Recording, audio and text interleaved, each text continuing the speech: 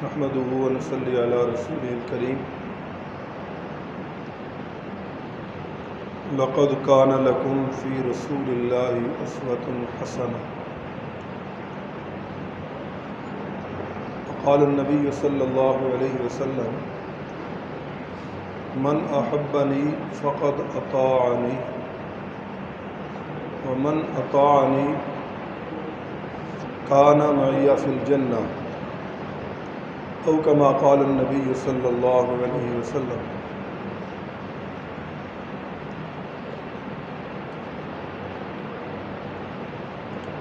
حافظ آباد کی تاریخ میں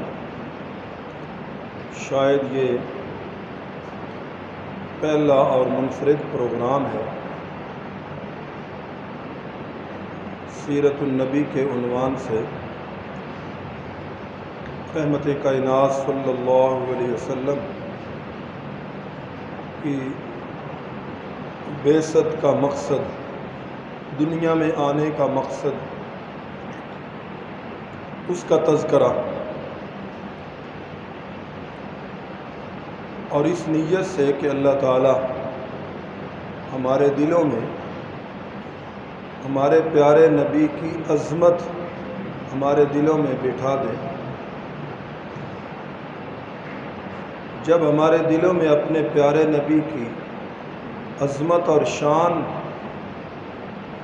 گھر کر جائے گی تو پھر دل میں شوق پیدا ہوگا کہ ہم اپنے پیارے نبی کی اتباع کریں، اطاعت کریں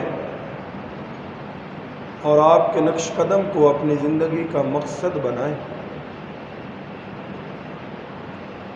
جب کسی سے محبت ہوتی ہے تو ظاہر بات ہے اس کے افعال، اس کے اقوال، اس کا اٹھنا بیٹھنا چلنا پھرنا، قدم قدم پہ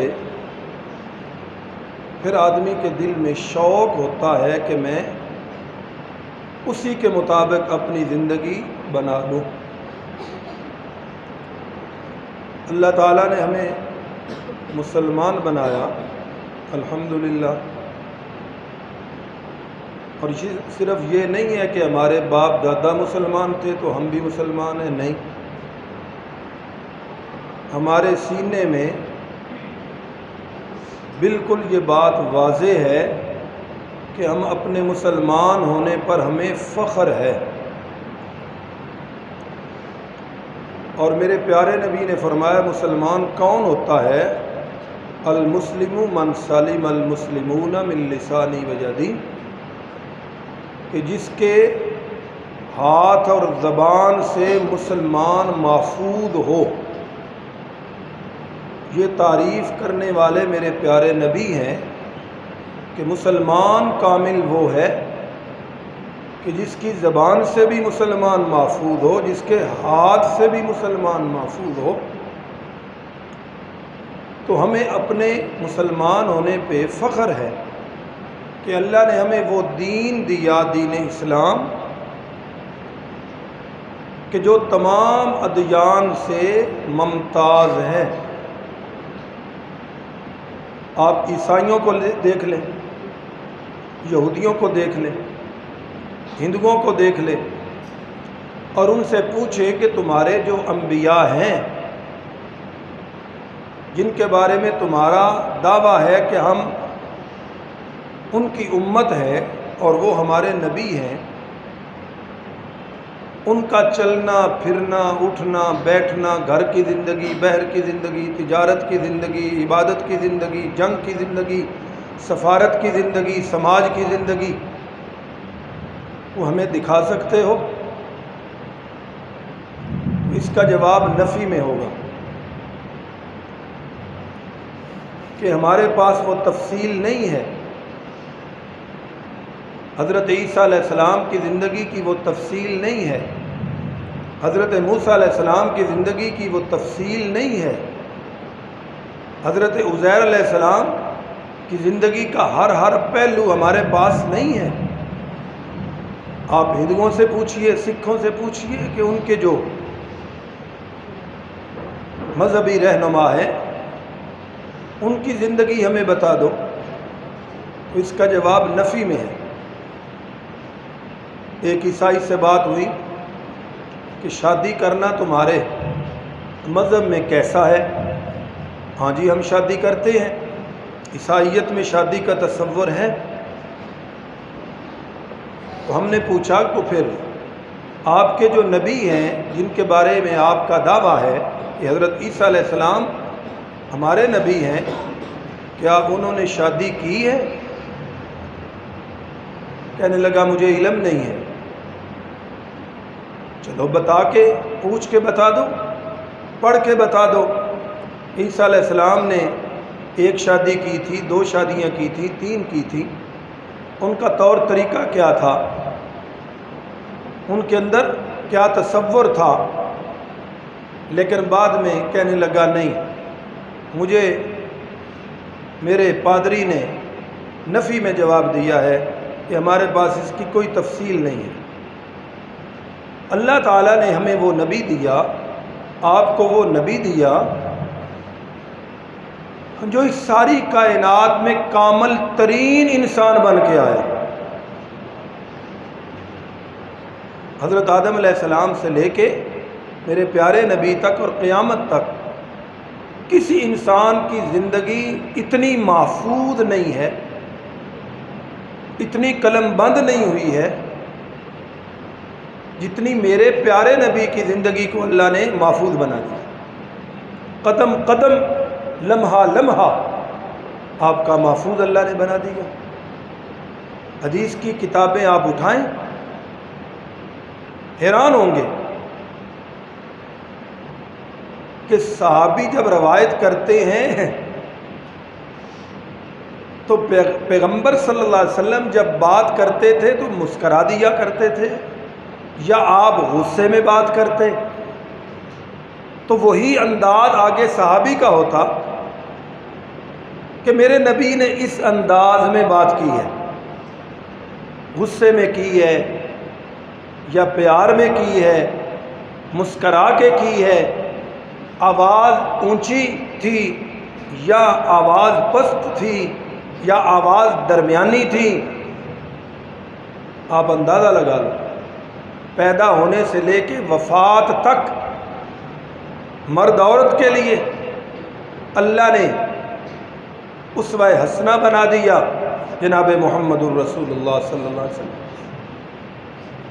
میں آج ہی ایک واقعہ پڑھ رہا تھا کہ فرانس کا جو بہت بڑا گستاخ رسول تھا، اس کا قریبی دوست تھا جورم، اس نے مسلمانوں کے خلاف اور ہمارے نبی کے خلاف کتاب لکھنے کا ارادہ کیا، بائبل پڑھی اور دیگر کتب پڑھی، پھر قرآن مجید پڑھا۔ مختصر یہ کہ وہ اس نتیجے پہ پہنچا کہ قرآن مجید کہتا ہے اللہ ایک ہے، اور اس نے پھر وہ حوالے لکھے بائبل کے، تورات کے، انجیل کے، کہ اس کے فلاں فلاں مقام پر یہ بات لکھی ہے کہ اللہ ایک ہے، لیکن اس کے علاوہ بھی باتیں لکھی ہیں، تثلیث کا عقیدہ ہے کہ خدا 3 ہے۔ بالآخر وہ مجبور ہوا کہ یہ کیا ہے، پھر وہ کہتے ہیں میں نے چھوڑ دیا مطالعہ کرنا۔ اچانک میں سویا ہوا تھا اپنے گھر میں، تو جو کتب میرے اوپر پڑی ہوئی تھی وہ اچانک کتب میرے اوپر گری اور میں جاگ گیا، اور پھر قرآن مجید بھی میرے اوپر گرا جو اوپر میں نے لائبریری میں رکھا ہوا تھا۔ تو قرآن کی ایک آیت میرے سامنے آئی، ان فی خلق السماوات والارض واختلاف اللیل والنہار والفلک التی تجری فی البحر بما ینفع الناس۔ کہتا ہے کہ یہ آیت میں پڑھتا گیا انگلش میں ترجمہ اس کا، تو میرے دل کی کیفیت بدلتی گئی۔ پھر میرے دل میں داعیہ پیدا ہوا کہ میں صاحب قرآن کا مطالعہ کروں، تو میں نے مسلمانوں کے نبی کی سیرت کو پڑھنا شروع کیا، تو میں حیران اور دنگ رہ گیا کہ ایک عورت ہے جس کے بارے لکھا ہے کہ اس نے مسلمانوں کے نبی کے چچا کا کلیجہ چبایا اور پھر مکہ فتح ہوا، اور اس مقام پہ مسلمانوں کے نبی نے کہا لا تثریب علیکم اليوم، آج تم سب کو معافی ہے۔ تو کہتا میں حیران ہو گیا، بالآخر اللہ نے میرے دل میں قرآن کی محبت اور مسلمانوں کے نبی کی محبت ایسے ڈالی کہ میں وہاں سے اٹھا اور میں نے جا کے اپنے اسلام کا اعلان کر دیا۔